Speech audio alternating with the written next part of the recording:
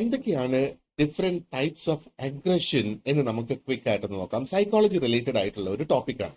അപ്പം 4 different types of അഗ്രഷൻസ് നമുക്ക് ഇവിടെ കാണാം. Instrumental aggression, hostile aggression, instinctual aggression and Machiavellianism. അപ്പൊ എന്താണ് ഇൻസ്ട്രുമെന്റൽ അഗ്രഷൻ എന്ന് പറയുന്ന? അതൊരു ഗോൾ ഓറിയന്റഡ് ആയിട്ടുള്ള ഒരു അഗ്രഷനാണ്. അതായത് ഹാമിങ് someone to achieve a different goal. അതിന്റെ എക്സാമ്പിളാ. അത് ദേഷ്യം കൊണ്ട് ചെയ്യുന്നതല്ല എന്ന് മനസ്സിലാക്കണം. ഒരു മനഃപൂർവ്വ ഉദ്ദേശത്തോടു കൂടി അത് ചെയ്യുന്നതാണ്.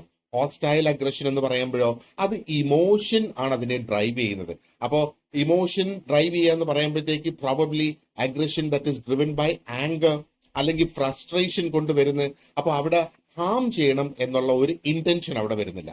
ഇൻസ്റ്റിങ്ച്വൽ അഗ്രഷൻ എന്ന് പറയുമ്പോഴത്തേക്കോ അഗ്രഷൻ ദാറ്റ് ഈസ് നാച്ചുറൽ അല്ലെങ്കിൽ ഇൻബോൺ ആയിട്ടുള്ള ആ ഒരു അഗ്രഷൻ.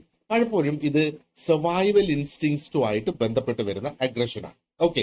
അതേപോലെ മാക്വലനിസം എന്ന് പറയുമ്പോഴത്തേക്കോ ഒരു മാനിപ്പുലേറ്റീവ് ആയിട്ടുള്ള ഒരു ബിഹേവിയറിനെ ആണ് ഇതിൽ പറയുന്നത്. എക്സാക്ട്ലി അത് അഗ്രഷൻ അല്ല, പക്ഷേ അതൊരു പേഴ്സണാലിറ്റിയുടെ ട്രെയ്റ്റ് ആണ്. അപ്പോ പേഴ്സണാലിറ്റിയുടെ ട്രെയ്റ്റ് എന്ന് പറയുമ്പോഴത്തേക്ക് someone deceives or manipulates others for a personal gain. എന്റെ ഒരു ഗെയിനിന് വേണ്ടിയിട്ട് ഞാൻ മറ്റുള്ളവരെ ഞാൻ ഡിസീവ് ചെയ്യുകയോ പറ്റിക്കുകയോ മാനിപ്പുലേറ്റ് ചെയ്യുകയോ ചെയ്യുന്നു.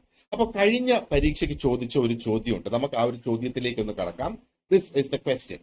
ഇൻ ഡാഷ് ഏത് ടൈപ്പ് ഓഫ് അഗ്രഷനില് the individual harms someone as a way of satisfying some other motive. മറ്റ് ഒരു മോട്ടീവ് നേടുന്നതിന് വേണ്ടിയിട്ട്, ഇത് ദേഷ്യം കൊണ്ടല്ല, ഒരു മോട്ടീവ് അടങ്ങിയിരിപ്പുണ്ട്. നമ്മൾ നേരത്തെ ഡിസ്കസ് ചെയ്ത് വെച്ച് നോക്കുവാണെന്നുണ്ടെങ്കിൽ ഓപ്ഷൻ ഡി ഇൻസ്ട്രുമെന്റൽ അഗ്രഷൻ ആണ് ഇതിന്റെ കറക്റ്റ് ആൻസർ.